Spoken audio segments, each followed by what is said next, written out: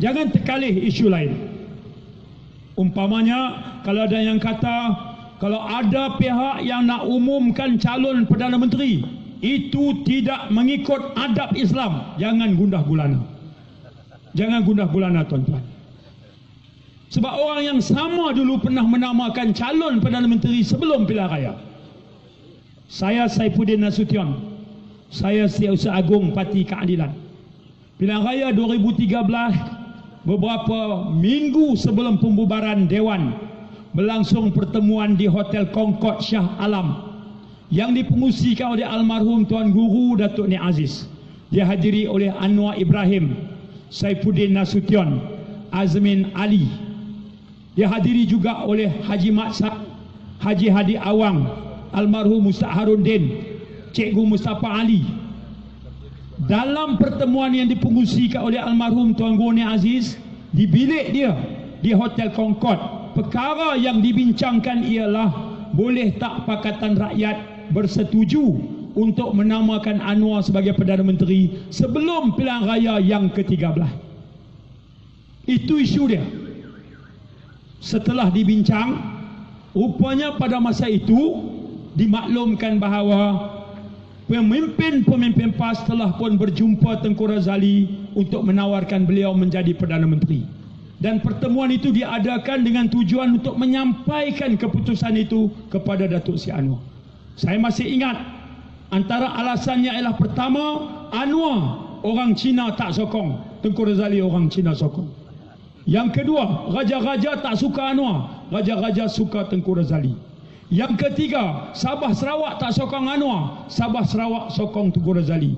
Yang keempat, anak muda tak bersama Anwar, anak muda suka Tengku Razali. 4 perkara tu saya hafal selama hayat di kandung badan. Sebab itu saya sebut nama-nama ini dengan jelas. Dalam pertemuan itu, almarhum Tok Guru Nik Aziz tanya, Tengku Razali tahu dah ke ni? Pada masa itu Ustaz Adi sebut, dah Tok Guru, kita dah jumpa dia 5 kali dah, dia setuju. Maknanya pada masa itu sudah pun ada tindakan menamakan seorang Perdana Menteri sebelum pilihan raya. Apakah masa itu ikut adab Islam, dan sekarang kalau kita namakan calon Perdana Menteri, kita dinamakan, dikatakan tidak jaga adab Islam. Yang ini saya pun duk tertanya-tanya. Asas apa? Waktu itu boleh, sekarang tak boleh.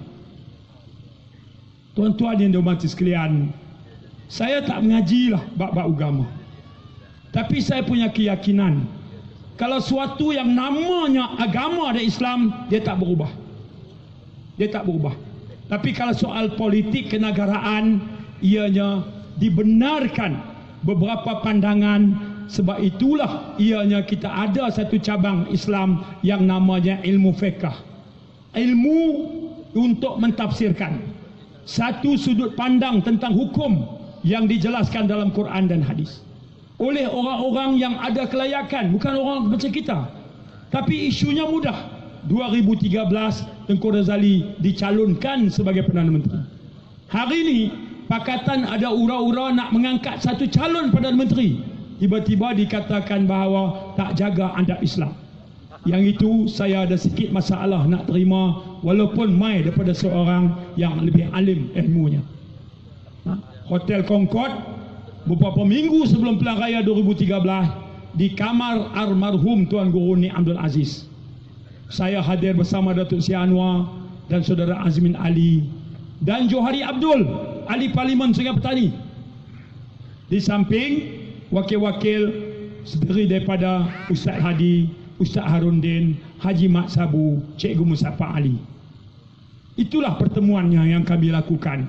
Oleh kerana PAS ada calonnya Tengku Razali, maka Anwar kata, baik, kita tak payah putuskan, kita masuk pilihan raya tanpa memberikan nama calon. Sebab Anwar tak mau melukai hati para sahabat yang lain. Itu dia sikap dia. Walaupun kita buat program merata masa itu, di Johor, di Kelantan, di Terengganu, di Pahang, semua kita dah bagi tahu penceramah yang terakhir pada malam ini bakal Perdana Menteri Malaysia Datuk Seri Anwar Ibrahim. Mana pergi tapi Tapi rupanya bila saat nak menamakan, Tengku Razali yang menjadi pilihan. Waktu itu Tengku Razali dalam UMNO, hari ini Tengku Razali dalam UMNO lagi. Tuan-tuan, panjang kisahnya, cukup untuk saya kata bahawa itu baru sekelumit kisah yang saya jarang cerita dalam mana-mana ceramah. Tapi kalau satu kenyataan keluar hari ini dengan mengatakan ada pihak yang nak menamakan calon Perdana Menteri, itu tak mengikut adab Islam. Yang itu saya susah sikit nak terima. Saya tak marah, cuma saya tak boleh terima. Untuk itu saya jelaskan apa yang berlaku dalam bilik Hotel Concord Shah Alam.